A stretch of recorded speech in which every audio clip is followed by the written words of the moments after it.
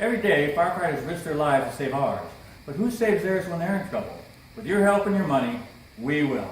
My name is Ron Hermann. I'm the co-founder of Rescue Products, the inventor of the Tracer line, the industry's first retractable search line, and I'm from Sacramento, California. In my previous life, I was a firefighter, hence what we came up with this idea. And now I work for Sacramento Faith TV, and I help serve God. And this is my part.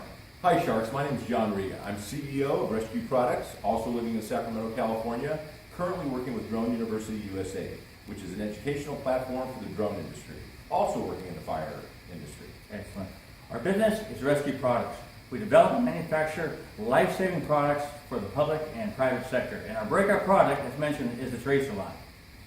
We're seeking $750,000 for 20% stake in our company for Series A funding.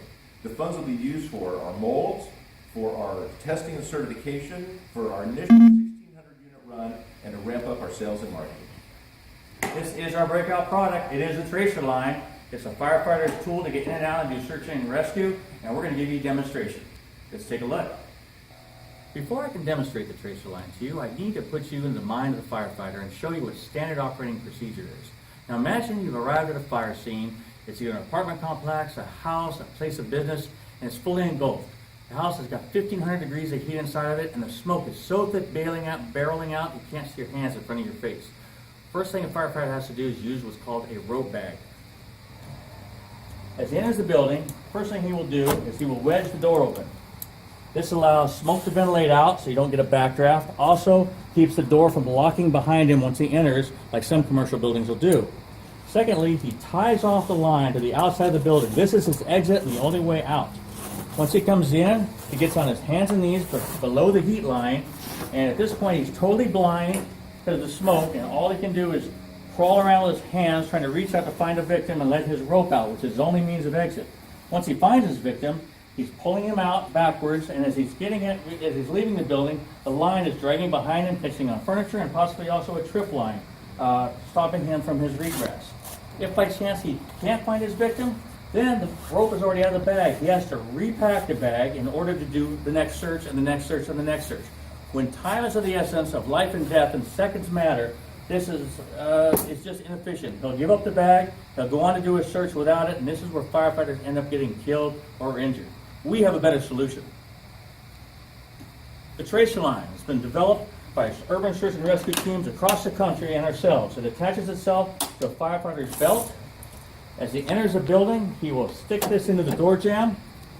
Instantly, and in 1 second, he has tied the door open. He has anchored his line, and he has activated beacon lights so other firefighters know that the search is in progress. Once in the building now, he's on his hands and knees. He can go in and do his search. He has 60 feet of line to do this, which is 10 feet more than the traditional rope bag has. Once he finds his victim and he pulls him out, the line is now retracting behind him. He doesn't have to worry about trip hazards or getting caught on anything. And better yet, if he doesn't find his victim and has to do multiple searches, he's ready to go again and again and again and not putting himself in harm's way. The Tracer line also has multiple other features that the traditional rope bag does not have.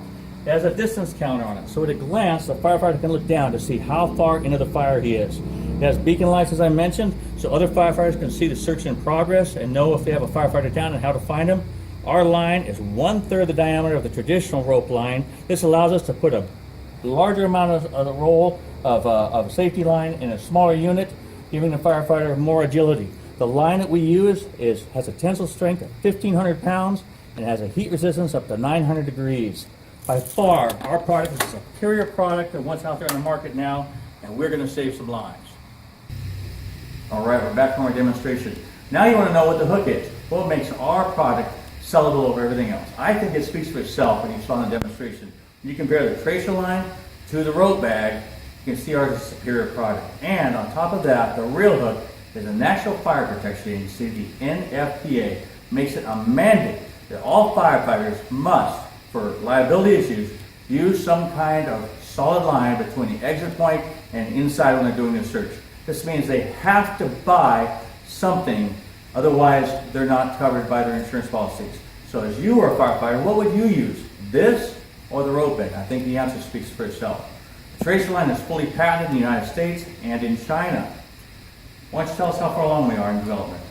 We've fully developed the product. It's been market tested and has market acceptance, and we are ready to go to manufacturing. Okay. Now, you might want to know how I developed the tracer line. Well, many years ago I was training as a firefighter, and a week earlier in my training we had information that there was a huge disaster in Worcester, Massachusetts. You may have heard of this. 6 firefighters passed away in a warehouse fire while trying to find victims.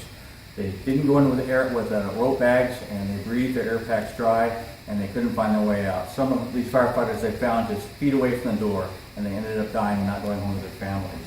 A week later, I'm in training, and we were all talking about this around the water cooler. And during training, we were doing our rope bag searches, and we were spending 25% of our time repacking the bags.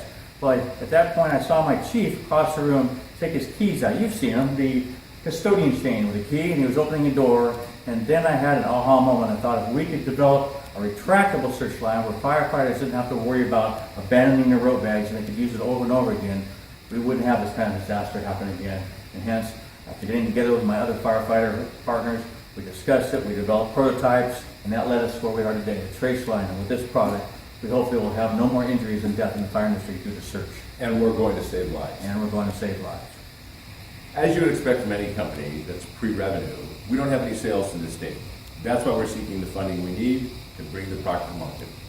Okay. How much do we have invested?